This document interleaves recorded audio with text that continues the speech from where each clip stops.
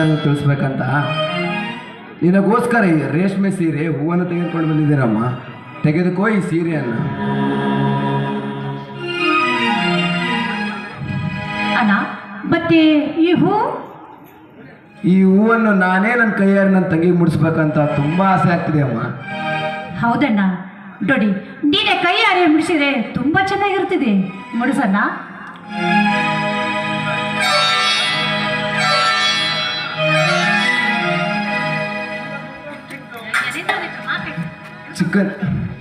ಚಿಕ್ಕಂದಿನಿಂದ ತಾಯಿ ತಂಗಿಯ ವಾತ್ಸವ್ಯವಿಲ್ಲದ ನನಗೆ ತಂಗಿಯ ಸ್ಥಾನ ತುಂಬಿದವಳಮ್ಮ ನೀನು, ನನ್ನ ಬಂಗಾರದಂತ ತಂಗಿಯಲ್ಲವೇ? ಹೌದಣ್ಣ, ಈ ಬಂಗಾರದ ತಂಗಿ ಜೊತೆ ನನ್ನ ಜೊತೆ ಗೀತೆ ಹಾಡಿನ್ಲೇ ಅಣ್ಣ.